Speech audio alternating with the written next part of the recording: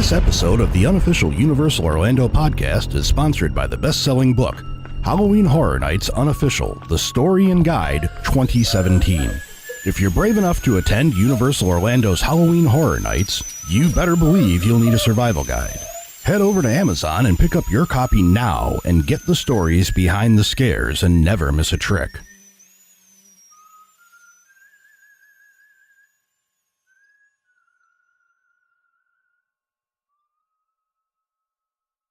On August 8th, 2017, T23D at Universal Studios Florida closed for good. This day was known as Judgment Day. Welcome to episode 270 of the Unofficial Universal Orlando podcast.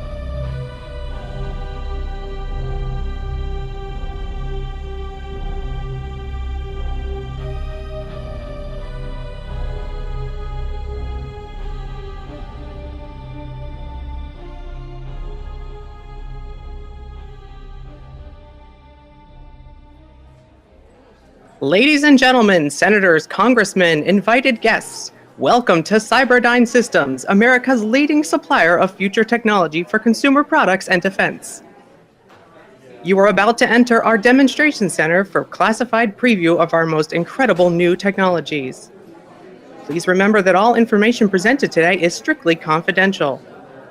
Finally, Cyberdyne Systems cannot be responsible for personal injuries sustained due to radiation exposure or high-energy tachyon fields.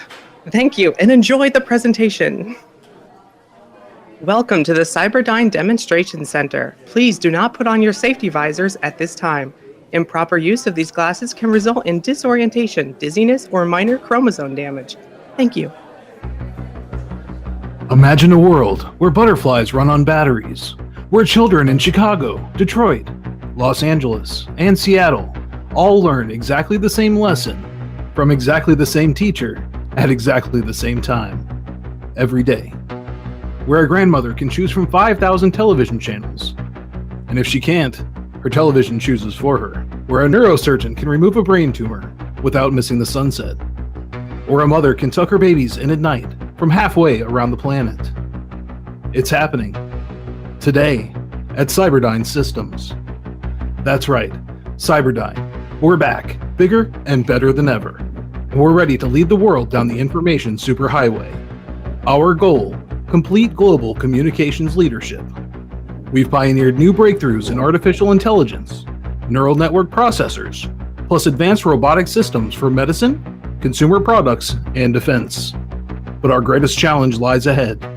Imagine every computer on Earth, every television, and eventually every living person united in the ultimate global network. You've heard of the Information Highway? Welcome to the Information Skyway. Imagine the ease and the speed. You'll be able to reach any person anywhere on Earth anytime you choose. This is the future of communication, the future of national defense, the future of a new global society. Ladies and gentlemen, this is Skynet. Are we in? Easy money. Okay, listen to me, everybody. We don't have much time. Skynet is your enemy. It must be destroyed before it destroys us. Don't believe this cutesy pie video and their slick marketing. These corporate pigs aren't selling safety, they're selling death. They should all be taken out and barbecued in their own... Mom, the mission, remember? She's a little tense.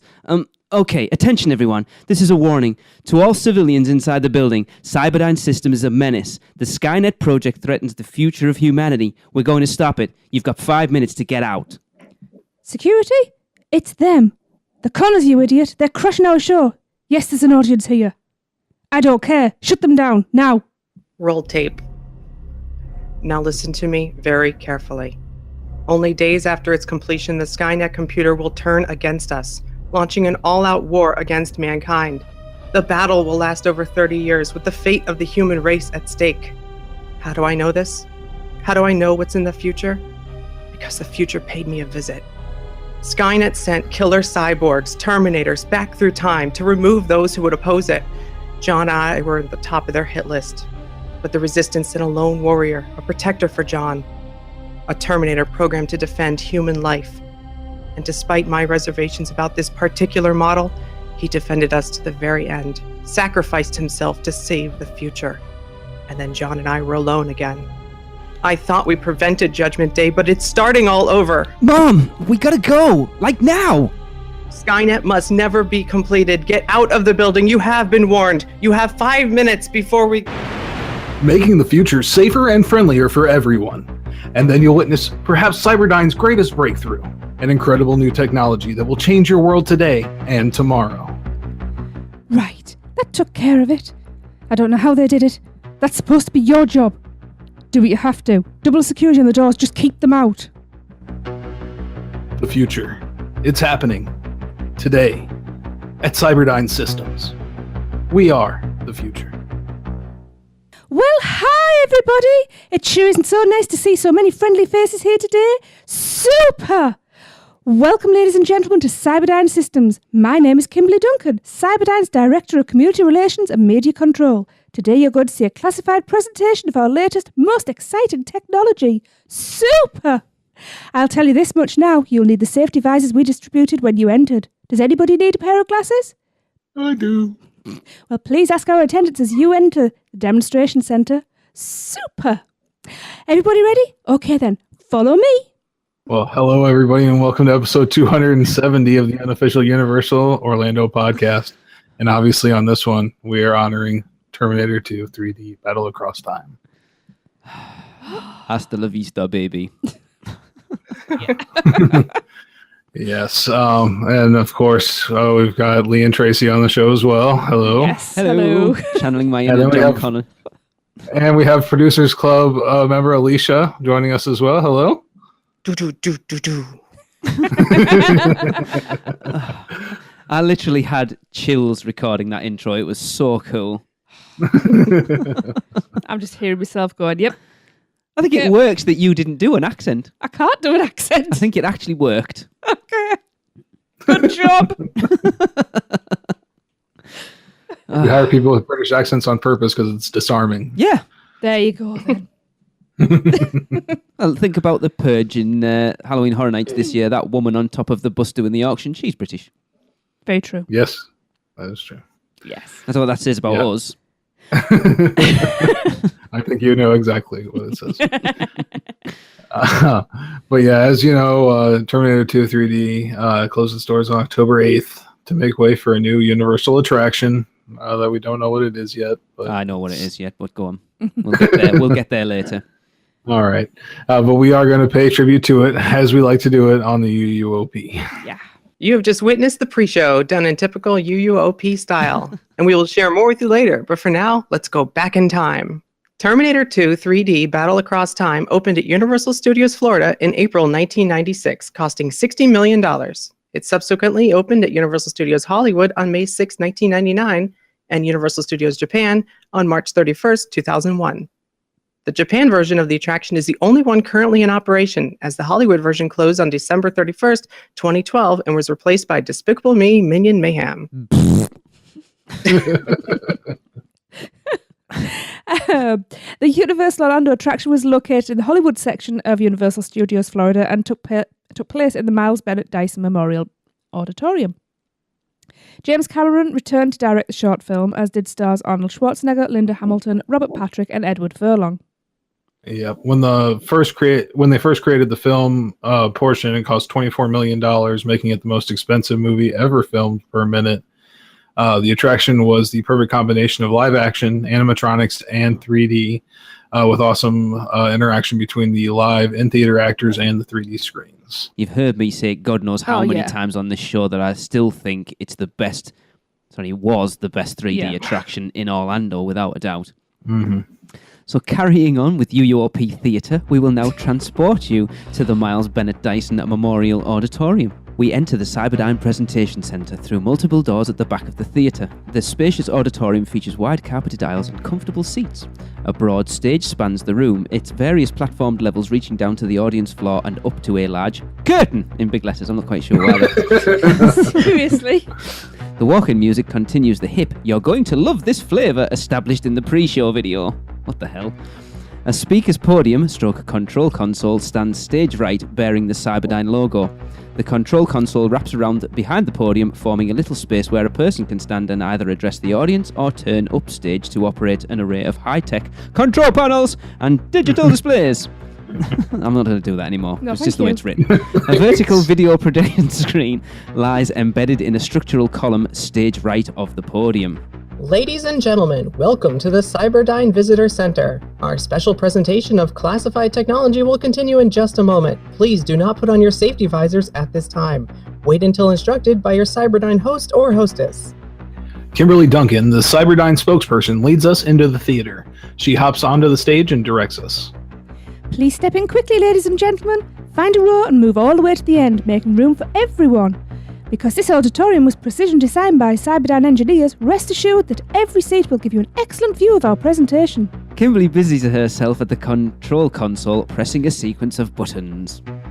And now, if everybody is settled, let's continue with our presentation. Super! Kimberly presses a button and the house lights fade to half. A spotlight fades up on her. Behind Kimberly, the curtain opens, revealing a high-tech wall emblazoned with a large chrome Cyberdyne logo. The video projection screen carries a live image of Kimberly as she speaks from the podium. Ladies and gentlemen, armed combat has entered the age of the thinking machine, and today it gives us great pleasure to introduce the ultimate thinking machine. We hear the faint whirring of servos all around us, and then, with a startling psh, 6 large pneumatic hatches open around the room. Liquid nitrogen fog spills out of the hatches. The mechanical soldier!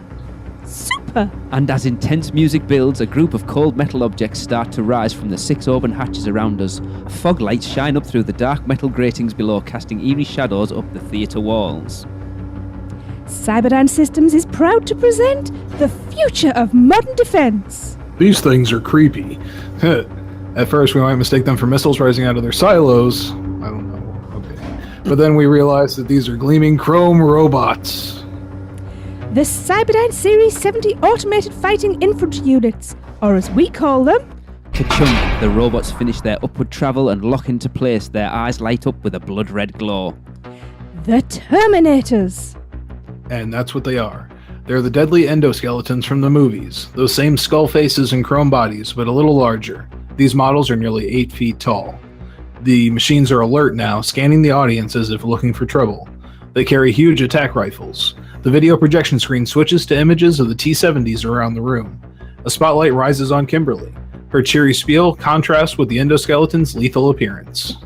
Ladies and gentlemen, you are looking at the most advanced fighting machines in the world today.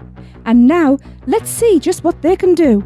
Please put on your safety visors, the special glasses you received outside. Super! She puts on a pair of visors just like ours. House lights down. Observe. Kimberly pushes another button on the console. 6 hanging targets descend from the ceiling and hang over the audience. They're high-tech versions of standard police targets, showing stylized outlines of a human profile. Automatic targeting systems active. The T-70s suddenly snap to attention like hunting dogs on the trail. Each Terminator picks out a target and watches it descend into position. Laser designators active. From each T-70's rifle, a bright red laser beam appears. They crisscross the theater in sweeping arcs until they lock onto their designated targets. Prepare to fire. Lock and load. Commence firing. And the room fills with thunder. The T-70s open fire on the targets. The guns blaze with automatic fire, rattling off 600 rounds a minute. Their shooting is laser perfect at first. The guns punch precise clusters through the heart and head bullseyes. Kimberly calmly puts her fingers in her ears, watching the demonstration with a placid smile. Then, as the sequence progresses, the robot's aim deviates more and more. They start to hit the target's arms, legs, and groins for some strange reason. It's like RoboCop. Scraps of paper flutter down from the targets. Bullets tear up the target frames, sending sparks flying and causing pieces of the frames to break loose and dangle from the targets. The gunfire stops as suddenly as it began. The T-70s return to attention. Silence. It's been only 10 or 15 seconds, but it felt like the Normandy invasion. The room is filled with smoke and ruined targets and little drifting bits of charred paper. Kimberly jumps right in with a winning corporate smile.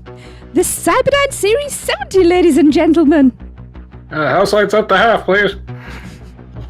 But raw firepower is just the beginning. Within 5 years, these incredible fighting machines will complete replace US combat in all. A pair of explosions shakes the air overhead. The ceiling ventilation ducts burst open at two different places with a flash of light and a cloud of smoke. Rappelling cables drop from the ducts into the theater. Then, zipping down the cables from above, we see a pair of live actors, John and Sarah Connor. They're heavily armed and ready for action. Mom, they've already started. Move! The security system goes nuts. Alarms and sirens sound all around the theater as the video surveillance system tries to get a fix on the two intruders. The video projection screen cuts away from Kimberly to show the two intruders. Kimberly suddenly springs into action. She completely drops her civilized facade and becomes a snarling, take-no-prisoners Cyberdyne mercenary. She grabs for the security phone on the control console. Get me security, now! I've got the Connors in the theater! John, the alarms! On it. They pause in mid-descent and open fire, expertly blasting the alarms. John blasts the alarms on the side column. Sarah destroys the phone Kimberly's holding. They finish their zip slides and land in the theater. They unclip their harnesses and run towards the stage. On the video projection screen, we can see their faces more clearly. I tried to warn you. Skynet means the end of everything. Don't you understand?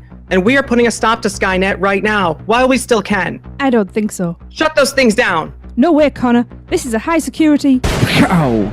Sarah fires a shot just over Kimberly's head. It hits the Cyberdyne logo on the wall behind her. Right now! Okay, don't shoot! Kimberly fumbles with the controls trying to comply, but as she does, we hear a weird liquid sucking sound behind her. And the bullet hole in the Cyberdyne logo heals. Where the bullets entered a moment earlier, it left a large chrome crater. But now, the metal logo shifts and ripples like soft butter, smoothing over the hole until there's no trace of it left. And then, as Sarah crosses to the console, the logo loses its shape and begins to peel off the wall. Oh no. It can't be! Now you people have exactly 1 minute. As ominous music builds, the melting logo drops to the ground, landing in a formless chrome blob on the top step. It casts a shadow on the wall behind it. Mom, look out! Sarah turns and sees the bizarre chrome thing, which shifts and changes under its own power. Take cover, John! The Connors dive off the stage into the audience and take refuge in the crowd. Suddenly, a portion of the chrome mass stretches away from the stage, extending out into the theatre. The liquid metal forms a mirrored face that reaches out towards us, almost close enough to touch. We can see the audience reflected in its smooth chrome features. Kimberly points a shaking finger at the chrome blob. My God, what is that? But the Connors already know what that is. It's the deadly cybernetic organism sent by Skynet to destroy John and Sarah, the T-1000. The robot assassin scans slowly back and forth, looking for John and Sarah. Sarah Connor. John Connor. The metal face thrusts towards us one more time, but as it pushes forward, the chrome surface changes to skin tones, a snake shedding its digital skin. The T-1000's human face is almost fully formed now. The head backs away from us and retracts towards the wall as the remaining chrome mass transforms into the black fabric of a policeman's uniform. The creature pulls itself into the shape of a human figure, and in one final transformation, the creature morphs into the T-1000's familiar motorcycle cop persona, complete with sunglasses and helmet. The T-1000 crosses the stage, never taking its eyes off the audience, where it knows John and Sarah are hiding. Kimberly sees it coming and panics. What are you doing? You can't just... With a casual effort, the T-1000 grabs Kimberly by the throat and tosses her behind the console. John and Sarah run up the edge of the stage, desperately trying to take cover behind a piece of equipment on stage. The T-1000 turns to the control console and efficiently punches a few buttons. Automatic designators active. The hanging targets ascend out of sight as the T-70 robots come back to life. They swing around and their laser targeting systems start to converge on John and Sarah. Laser designators active. The T-70 laser scopes sweep red beams toward the Connors, who are completely exposed to the chrome robots. John notices the T-70 zeroing in on them.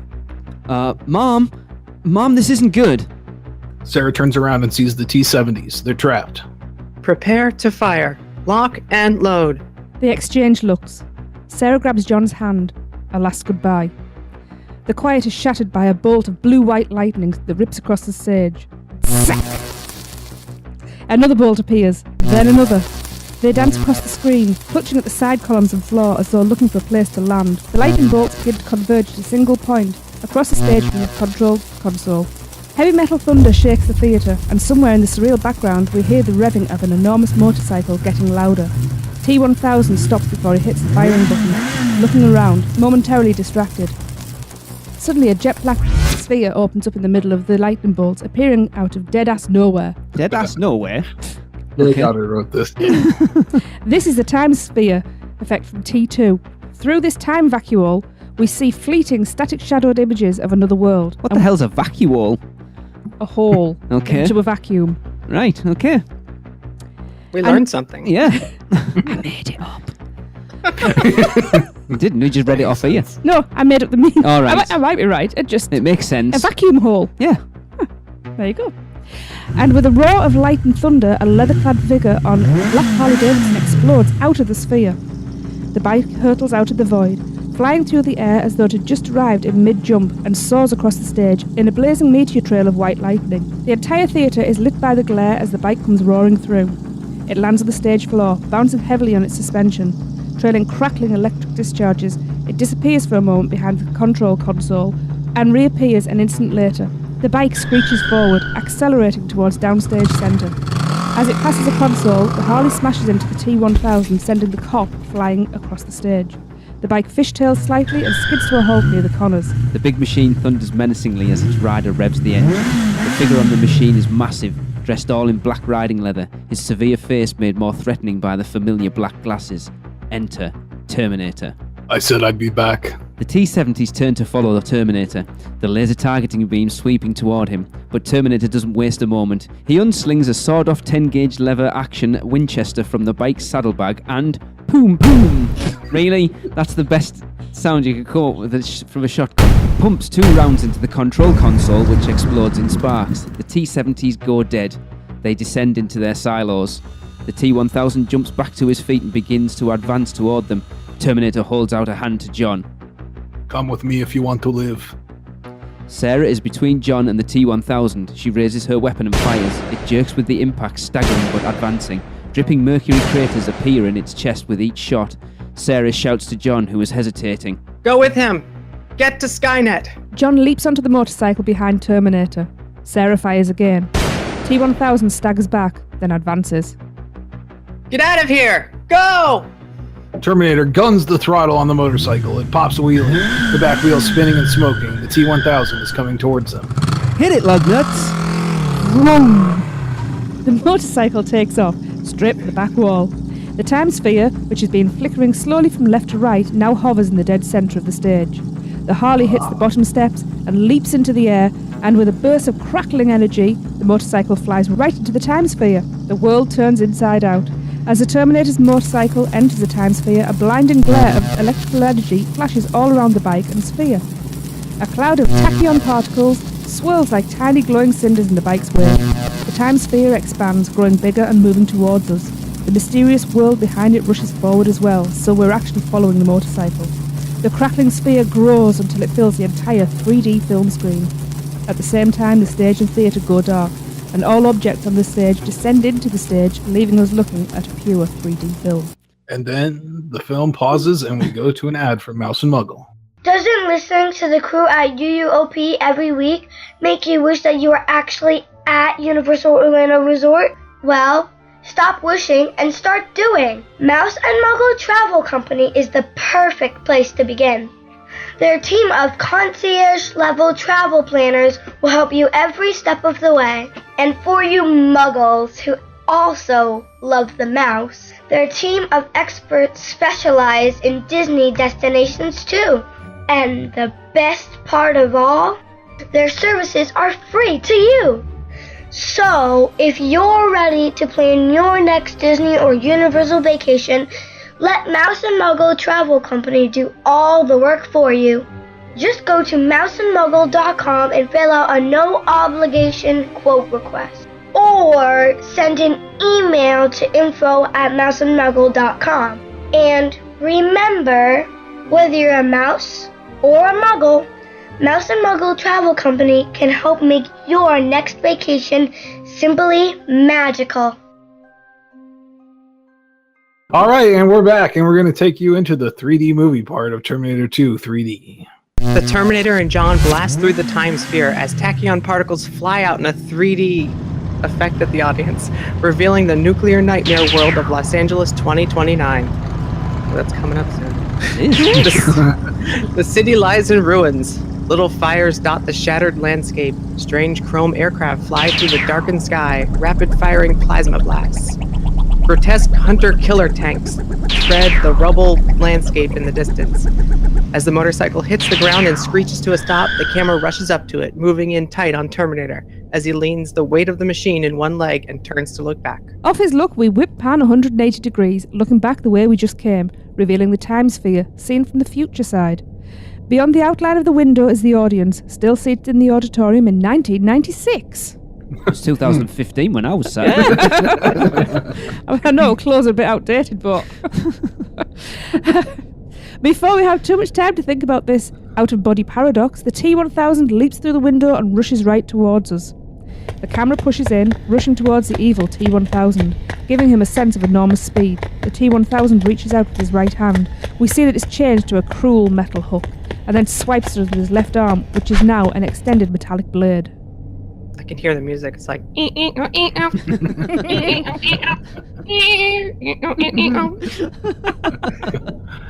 Angle on Terminator as he extends the 10 gauge with one hand and points right into the camera. Boom! So you get a boom, I got a poom. It's no longer boom! He fires right between the T-1000's eyes. The T-1000's head splits as he falls back and collapses to the ground. This moment of victory is interrupted by the thundering sound of an approaching FHK, even as plasma blasts begin exploding nearby. Back to Terminator and John as a flying hunter-killer swoops into view. That's what you get for leaving. Terminator revs up the bike. He won't listen, so it doesn't matter. He probably doesn't. Terminator revs up the bike and takes off just as a massive plasma blast punches a 3-foot crater into the ground, right where the bike was seconds before. We burst through the smoke and fire of the explosion, following the bike as Terminator swerves with machine precision, avoiding the barrage of purple blasts. John shouts over the action. What the hell is going on? Where are we? Your future, John Connor, unless we stop them. Now. Oh man, you're heading to Skynet. Before Terminator can respond, a major big-time plasma blast explodes directly in front of them. Kablam! The bike hits the exploding rubble, launching them into the air. In slow motion, Terminator grabs John and spins in the air like a cat, coming down on his back on the pavement. Wham! He skids on his back on the concrete, throwing a comet tail of sparks behind them. Before he has even come to rest, he is rolling to his feet, pulling John up next to him.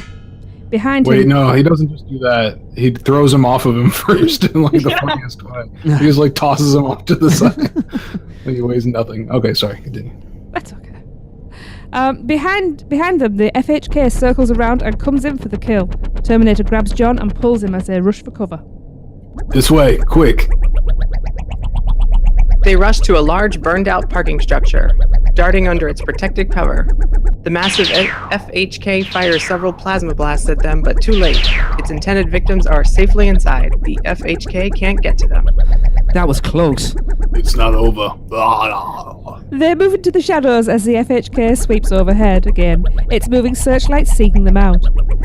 Tight on the flying HK, as doors open in its belly, releasing 3 chrome discs as they come to life, rocketing downwards towards the parking structure. They are mini hunters. Aww. Baby hunters! Single rotor anti-personnel drones about 1 foot in diameter. Fast, short range, death frisbees. Death frisbee? I like it. It's like hunting. If he was me, you know he'd probably say that's what they called me in college. They each carry a front-mounted automatic weapon, about as powerful as an Uzi. They whine like evil bees as they swarm down the shadows, splitting off in 3 directions with keen precision. We track with one of them as it zips through the war-torn landscape, tracking with John and Terminator as they sprint through the ruins of the crumbling parking structure. The mini-hunters attack, Angle following the lead disc as it closes in on the running targets. Terminator pulls John in front of him, shielding him with his body as the mini-hunters open fire. Terminator's leather jacket is ripped to shreds as rounds riddle his back. Sheltering John, he whips around with the 10 gauge, firing one-handed right into the camera. Mini-hunter number 1 is blown into shrapnel right in the foreground. Terminator pulls John behind a concrete column as the other mini-hunters fire and the concrete is riddled with hooks, and Terminator and John dodge out of the garage structure and through the ruins. And the 2 remaining mini-hunters fly aerobatics, swooping through and under the jumbled ruins to stay in pursuit. The last 2 mini-hunters whine, they were dead, around a mound of debris closing. Mini-hunter number 2 flies in, its guns targeting Terminator. John sees it first and dives for cover. Look out! Terminator swings around, brings up the shotgun, pulls the trigger. Click, empty. As the mini-hunter fires, stitching rounds into his chest, he flips the gun in his hand, holding it by the muzzle, and swings it like a bat. Crack! Grand slam!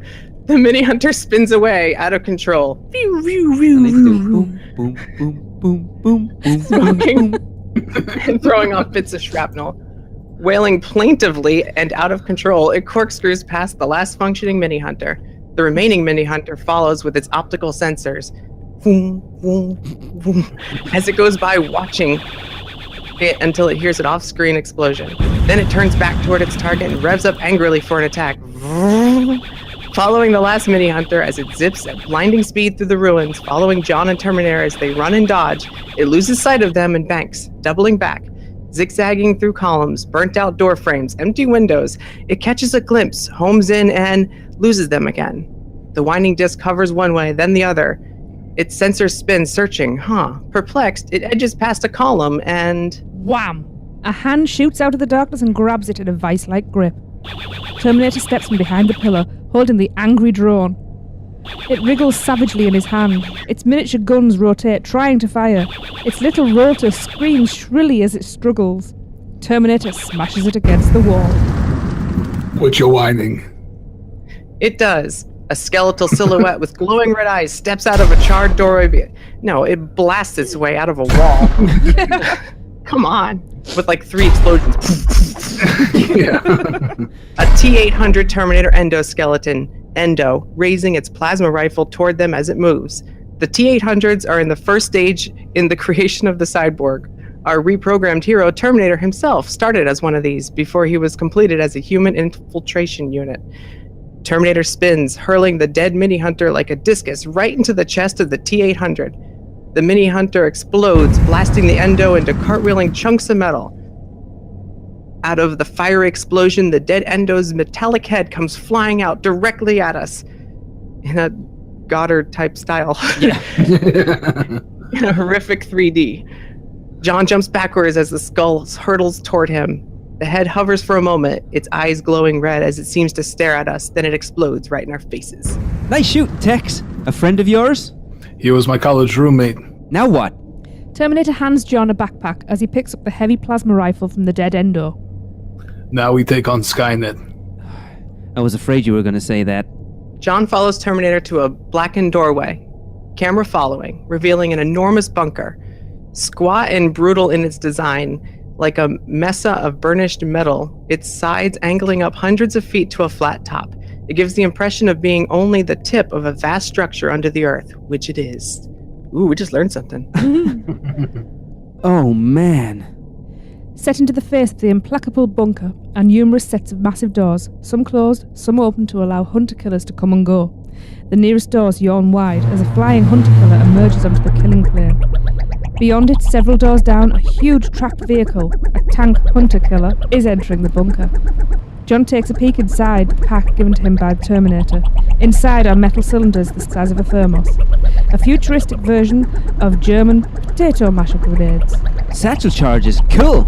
Let's bust the move. They sprint towards the doors right under the jet wash of the departing FHK. Ahead, the enormous doors are grinding closed. Let me tell you about these doors. They're big. Bigger than the Wizard of Oz's doors. This is like a stand-up act in the middle of the script.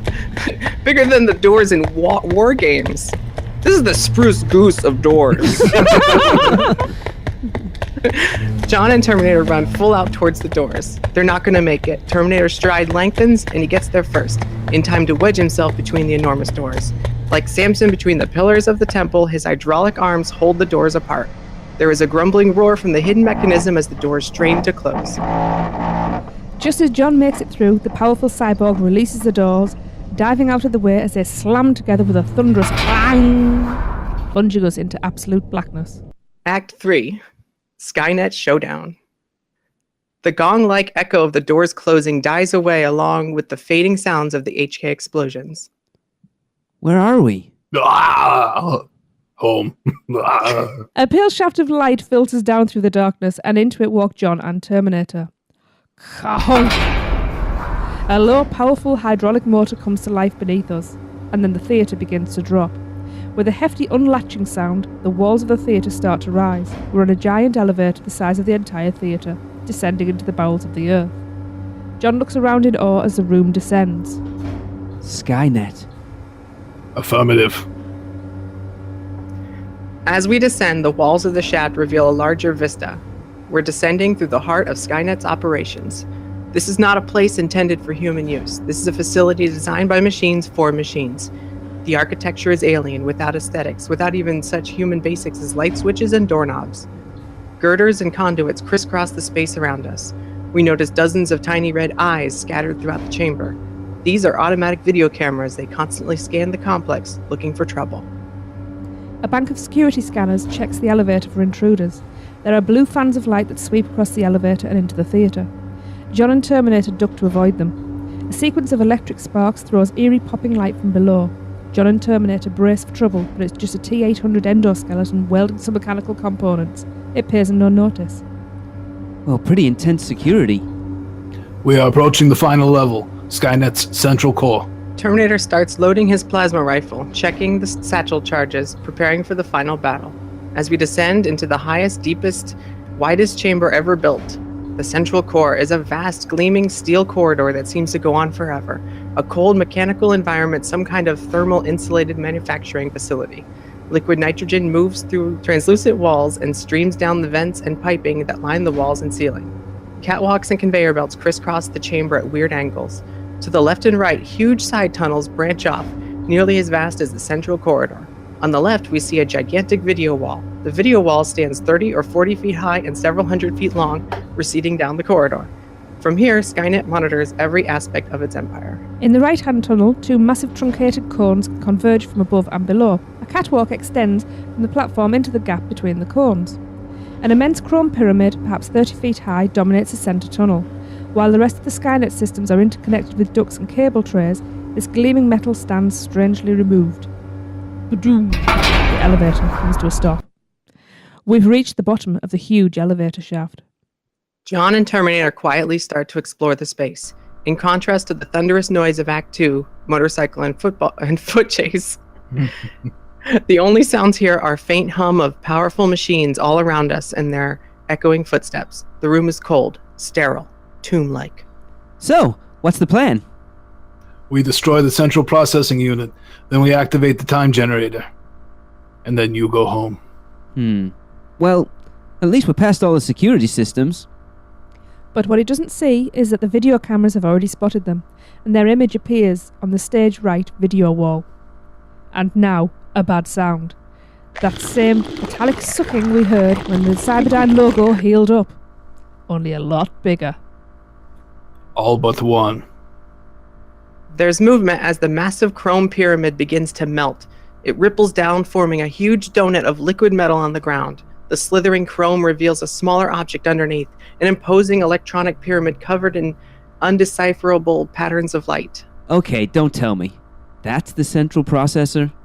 Suddenly the entire chamber seems to come to life as a liquid metal mound begins to change shape. The horrifying sound of bending, twisting, shrieking metal, giant spider-like arms slice up and out of the liquid metal moat. A metallic head grows from the centre, razor-sharp chrome legs extend from the shape, and it rises into the air.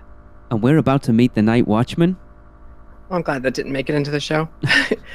John backs away from the deadly creature as the deadly creature continues morphing, growing in size by the second. As the creature comes to life, its head and arms reach out towards us. John and Terminator back away, momentarily unsure what to do.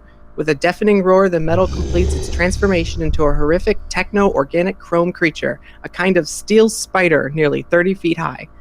Revealing a cruel set of razor-sharp metal teeth, the creature, called the T-1000, lets out a shriek of fury straight out of the cauldrons of hell. Do something, quick! Stand clear. Without missing a beat, Terminator open fires with the plasma rifle as John dives out of the way. The shots have no effect on the creature. John and Terminator run to stage left, and the creature reaches out its arms for them. Terminator fires another plasma blast, and this time manages to blow off one of the creature's chrome arms. wriggling tentacle merely dissolves and remerges with its body once again. Terminator and John rush to the other side of the stage. The T-1000 blocks them with its arm while metallic jaws snap at them. They move off the platform as the creature tries to get at them. The metallic head hovers over the audience as it searches for John and Terminator. 3D images are coming at us now from all three screens. Suddenly, John and Terminator leap onto the platform at stage right. The creature's head snaps in their direction and it screams out loudly as its arms extend toward them. Any ideas? Get down! Terminator aims at the wall behind the creature and fires blindly into it. Whoosh! What sort of a noise is that? Firing blindly noise, obviously. The side of the wall blows open, releasing a spectacular cloud of liquid nitrogen across the stage. The fog fills the screen and stage, obscuring the T-1000 for a moment. The creature's hideous metallic cries are silenced. A moment later, the smoke clears. John and Terminator stand as before, still ready for their attack. But now we see the T-1000 is frozen solid, covered with sparkling frost, crystallized. Terminator raises the plasma rifle. Wait! The Terminator sprays the crystallized creature with gunfire, and the T-1000 shatters like glass. It's blown into a million silvery fragments. The razor-sharp metal shards fly through the air in all directions. A large cluster of fragments flies right toward our eyes. They hover in front of us, tinkling against each other with a musical sound like a million wind chimes. We feel tiny sprinkles of ice water on our arms and faces as pieces shatter toward us. John and Terminator look up in awe at the galaxy of metal flakes floating overhead. John looks around uneasy. I'm not sure that was a good idea. He's right, of course. Already the fragments hovering in front of us begin to soften and melt. They turn to floating blobs of liquid metal that start drifting back towards the centre of the chamber. The larger pieces shift, moving to join the floating blobs. As our heroes watch, the shattered pieces melt and merge together. We don't have much time. Terminator grabs the satchel charge from the backpack on John. He sets the timer and sets the trigger. We hear it beeping as the bomb begins counting down. 30 seconds. Follow me. Terminator and John head to the stage left column, where a metal structure leads to the upper platform, and start to climb. The T-1000 is slowly reassembling itself, and now it's really, really pissed. Oh man, this is not good. This is definitely not good. Terminator reaches the service platform first and rips open the big junction box. Sparks jitter inside the box as Terminator jiggers the wires. Zacked! The huge cones on our right suddenly flare to life. Familiar lightning bolts crackle and a time sphere appears between the cones, identical to the one Terminator used in Act 1. John reaches the platform. The noise is building. The T-1000 rises and undulates violently, extending its razor-sharp arms out as it reforms. Go, John, now! No! The creature's head is reforming now. Terminator grabs hold of a hanging cable and tests it for strength. He wraps it around himself and grabs the bomb in one hand. The beeping of the bomb has become rapid. There's only about 10 seconds left. No! I won't go without you! 6 seconds, go! Things happen really fast now. Terminator launches himself into the air, swinging on the cable. As he swings toward the CPU cabinet, Terminator shouts back to John. Go! John realises what is happening as he sees Terminator swinging towards the T-1000. He turns and races down the catwalk and leaps into the time sphere. There's a flare of electrical energy as he disappears. The head of the T-1000 reforms and screams a blood-curdling digital howl, twisting our attention back to the centre screen. Its mouth opens, flashing chrome daggers as Terminator swings towards it. Terminator kicks and spins, narrowly avoiding the T-1000 in mid-gnash. The beeping of the bomb turns it to a continuous high-pitched "this is it" tone. Terminator reaches the end of the cable's swing. The T-1000 freezes in its tracks. It knows it's screwed. And in the split instant before it blows, every surveillance camera in Skynet turns and focuses in on Terminator. His grim face fills a massive video wall in a heroic close-up. Hasta la vista, baby. And Terminator hurls the bomb into the CPU. Kablow! Wow! A massive explosion blows the CPU to shreds. It triggers a huge fireball that blows straight towards us. And as the rumbling, roiling fireball blows off the screen and reaches out towards us, a huge cloud of liquid nitrogen smoke thunders into the audience, obscuring everything. And for one terrifying instant, our seats suddenly drop out from under us, and the world goes black. That's where I woke up last time. Epilogue. In the darkness that follows, the Terminator theme music begins again.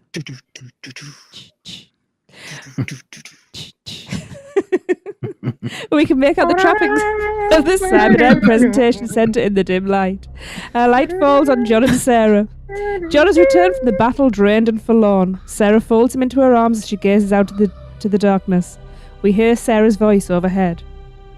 And so the battle continues. On the 3D film screen above them, a final image appears, the burning red eyes of a Terminator endoskeleton. It moves slowly out towards us, flames reflected in its chrome skull. And once again, I find I owe my son's life to the heroic actions of a machine. And then, as the endoskull hovers directly in front of us, it fades into the solemn visage of Arnold Schwarzenegger. A red glow appears in one eye behind his sunglasses. A Terminator. Oh yeah, we hope you enjoyed our little reenactment of Terminator 2 3D Battle Across Time. I think that's the We enjoyed first it. time we've ever actually done like a full show. Yeah. You don't realise just how much there is in them. Yeah, yeah. Yeah, Beetlejuice didn't get that. No. That would have been terrible. Oh, God. I think we've just reenacted it. I think it actually took us longer. The film itself's only 24 minutes long, and we're like 50-odd minutes in. There was a bit of giggling going on. And there was a couple of things that were cut out, like the T-800 working on assembly line while we're going down an elevator. Yeah. I don't think that made it in. That's pretty cool. Yeah. Because obviously, I'm assuming this was like an original draft script. I would say Yeah. so, because with the places where the words are like highlighted in capitals, it That's feels stage as if, direction. yeah, and it feels as if it's maybe a first draft going out to give people the idea of Yeah, it describes sound effects and Yeah. things that the editors have to do. It describes the props, yeah. like the shotgun, very detailed. Yeah, be interesting. Actually, I wish we'd kind of done this before we spoke to Gary Goddard about it to see how much. Not for a critique on our acting. No. Oh, I'm going to say he's going to get to listen to this. Trust me. Good grief. Forgive us, Gary. Actually, if anyone wants to listen to that, if you haven't been listening for a while, Uh-huh. actually, I should have a look. And I don't actually know what. Oh, that's episode my number favorite it was. episode. I love that episode. You know what? There's some ad libbing on set too that's not in the script that I really like. Like, Yes. go left, go go right, and it's like, John, please stop helping. that's a good line too. It's not in here. Yeah. Yeah, see, I don't It's, know it that well. Like I say, the last time we saw it was 2 years ago, and as I say, I slept through a good chunk of it. Yes. Our interview But with it's- Gary Goddard was episode 196. Cool. What I like about I mean, not that I would like it, but now that it's closed, they let everyone film the last version. All right. Oh, that's So cool. a lot of it is showing up on YouTube. Oh, that's good. Oh, good. So So- it's good to live on. So we've done In our the future. tribute to the initial script, and then all the how it's evolved over. I mean, you think it's been open for like 20 or Yeah, Oh, yeah. 30 years at this point. Is that right? 20, 30, 10? 21. 20. Yeah. 21. 21. So obviously, 21. you know, if the actors in it are obviously going to get not bored, but sick of doing the same lines, it is going to evolve over time. Of course it is. they got a 5-minute standing ovation at the end Awesome. Oh, for all the cast that were there that day. And even if you do go to watch it, you're not going to be able to hear most of the dialogue because people are cheering Yeah. the whole Yeah. time. Yeah. oh. Yeah, it is a It's shame. Like I Saturday, say, you know? I love it. Yeah, same. I don't think, you know, we've talked about on the show quite a lot now that the day of attractions being largely actor driven are slowly going away, and It's such a Terminator shame. 2 closing now is another one Yeah. gone. You know, you've only really got now the horror makeup show at Universal Studios. I can't think of anything else that's Yeah, Jaws had at least a spieler. Yeah. Kong yeah. had a spieler, which I've done both of those actually. It was a lot of Cool. fun. It's an honor to have done that while it existed. Yeah, Yeah. definitely. Disaster is Yeah. missing all Yeah. its spielers. Even Twister, no? Did they have? no, not not really. No. Ghostbusters, definitely though. They had Mhm. the Lewis Tully part at the beginning was a huge part. Oh, I wish I'd Mhm. seen I that. know. Yeah, it was so good. Yeah, and this is one of those attractions I remember from my first visit there when I was a kid. Yeah. And Yeah, one of the memories I'll always have of it when I was a kid is that we were like in the aisle seat the first time I went and saw it, and I was just like had my legs out because I didn't know what was about to happen, and almost tripped the Terminator. That could have been unfortunate. He like stepped right above it and he caught it and he looked down at me, and it was the scariest thing in my life. You think they're probably used to it though, aren't they? Yeah, they were, and he was just playing it up, being the Terminator. Oh, wow. That was pretty terrifying as a kid. Yeah. I'll always remember it. And the 3D was just so good. Everything about it was mind-blowing when it first came out. I can imagine. There was nothing like that at the time. So, that 3-screen thing blew my mind. Yes. Yeah. To be honest, there still isn't really anything like it. The closest thing I think No, you've got Muppets. Yeah, but it hasn't it still doesn't have that depth of 3D. No. And it with all the... Magic has 3 screens. Yes. Though. They rip that off. And I think they pull it off well because it slowly gets bigger throughout the show. And then you don't even realize in Be Our Guest, it's like, wait, when did this get so big? Yeah, that's crappy Disney things. We don't talk about them. PhilharMagic, Oh, sorry. I've never been that much of a fan Because of it's PhilharMagic. just another bog standard It's 3D generic. attraction. I like it. I like it. It It's- feels like you're flying over Agrabah in the flying carpet scene. I like that part. Yeah, I like that. It was part. supposed to be a ride Understand that. I do originally. like that. That's why they have that. Right. Okay. But that was one of the things for me. The Terminator, because you've got the props that are there as Yeah, well. it is. And it's literally on screen Actors, and it's all encompassing. bikes, pyro, Yeah. animatronics. Yep. So And even PhilharMagic is just a curtain rising for the other screens. This has walls that like go into nowhere. yeah, Mhm. and it's just Stunning. It is like I It say, is, and there's nothing- the closest thing you've got to it's Muppets 3D, but that hasn't really. It's obviously got Bean Bunny and Sweetums. And the arrows on the walls and the holes in the walls and the fire is pretty cool at the end. Yeah. Oh yeah. And also Honey, I Shrunk the Kids when that was still around. That was really cool, actually. That was really comparable as well. Yeah, The movement was very realistic. Yeah, and Rick Moranis, when he would come out on his little like hover machine kind of thing, he would come right in front of your face, much like it does in Terminator. And those are the only 2 attractions I've seen where the 3D gets that close to you. Yeah, both on film. Yeah, and so you don't get that going to the theater. It's not the same kind of effect. No, because they're going more for depth now, whereas that type of 3D was meant for theme parks. I was going to say there's another one that just sprung to mind there as well. Tough to Be a Bug is similar. It's Got okay. animatronics and stuff like that, and it scares. I Yeah, like watching true. it because it scares the shit out of kids. Oh no, that is just like a whole.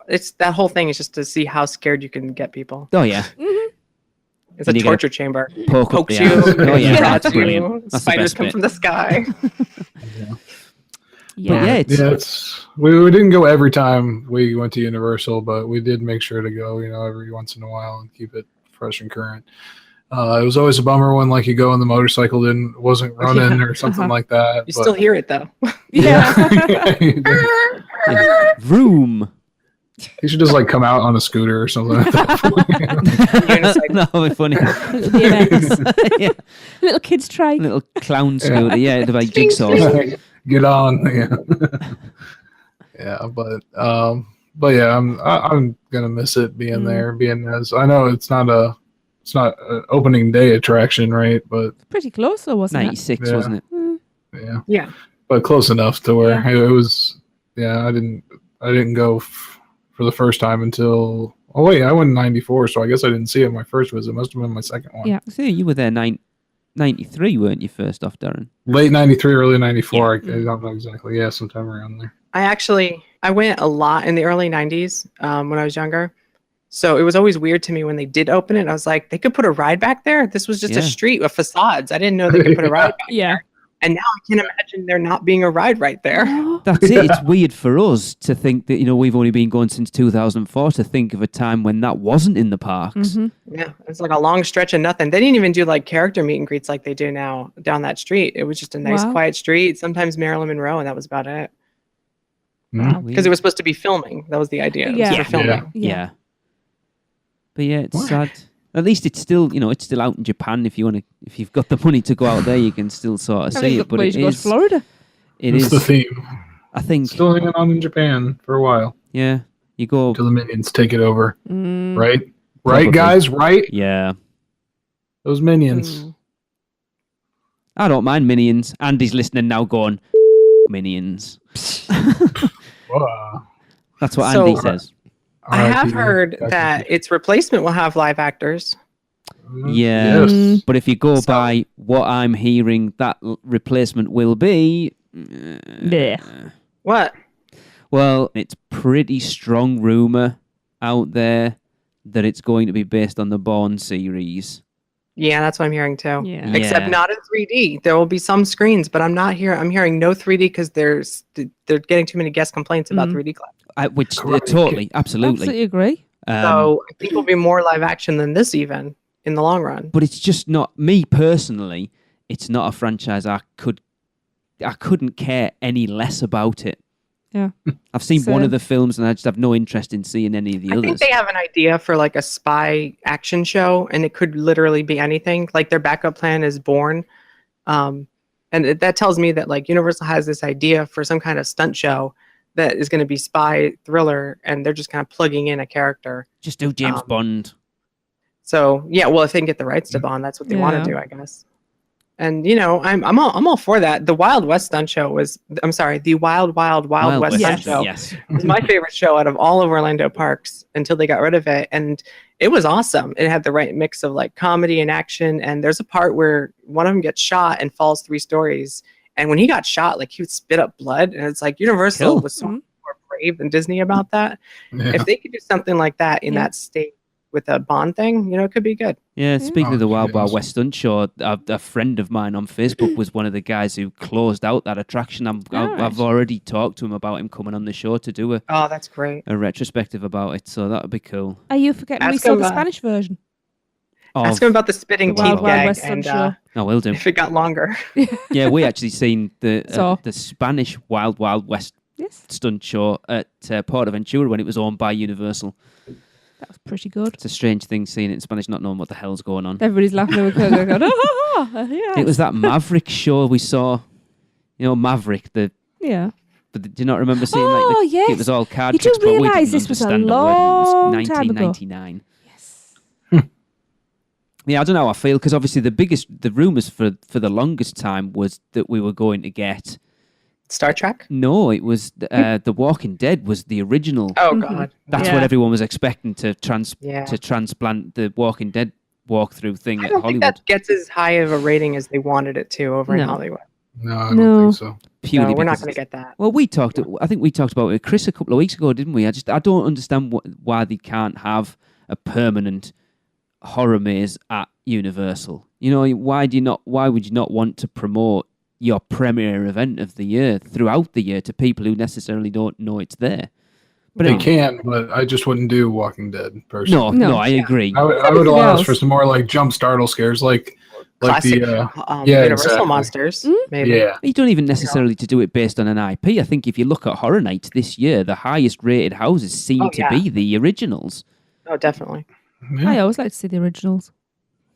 Yeah, and I think it's you'll always have that like county fair haunted house kind of aspect Mhm. of people that aren't normally going to go to horror nights but would go through like one house Yeah. that's a little bit lighter during the day, Yeah. that only has like 4 or 5 scare actors in it, that kind of thing.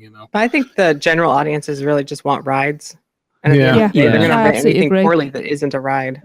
But then I think we said it on with Chris why they couldn't sort of retrofit one to the exit portion of the horror makeup show. You could do a separate, so you just go out normally, or you route it through That would be cool. a mini scare maze. So you can either just go out if Yeah. that's not for you, or just it doesn't have to be anything It's major. an optional extra, yeah. Like I say, But, they're getting rid of attractions with actors and spielers. Why would they have scare actors? yeah, At least they still have one in the Kong queue. yes, true, It doesn't necessarily have to have actors in it. It could have motion activated yeah. blasts of air. I think the Things- Walking Dead one in Hollywood still has out. that. Like half of them are fake. Yeah, there's we watched the walkthrough of it, didn't we? I don't Mm. think there's that many actors in it. But it is, you look now, other than the horror makeup show, I think the only thing on property that's really actor driven is Poseidon's Fury. Mm. Yeah. True. And that seems to be Oh, see, I love tenuous that, and I'm ground. gutted because we planned to do that on our last day last time, and things just conspired against us and we never got it because Rusty was supposed to be working it that morning. That's why I wanted to go and do it. But yeah, it's a sad time that everything's getting replaced for obviously the cheaper, more reliable versions, I suppose, of want of a better way. You can kind of understand why theme parks want to go down that route, but I think it's definitely diluting the experience. Yeah, and all the time, gate prices are going up. Which, Sad, really. You know. Hey, we still have the Sinbad stunt show. Hey! Yeah. You know? So, you know, they redid that and cleaned up the theater, so it's not going anywhere anytime soon. Well, that was the thing with this. It wasn't that long ago that they redid the pre-show.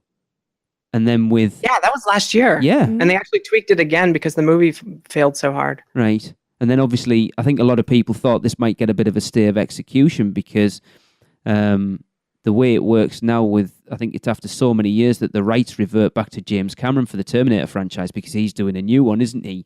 And they've already announced that Arnie will be back for it and so will Linda Hamilton. So I thought that might have maybe made him hang on to it a little bit longer just to see how that goes, but obviously not. Nope. Yeah, and he's only producing. He's not directing. Is he not? All right. Yeah. Well, that's it. Yeah, it seemed like they make these decisions and then it like happens. It's the same thing with like Jurassic Park and Kong, you know, Kong going in there instead of like making a Jurassic World attraction.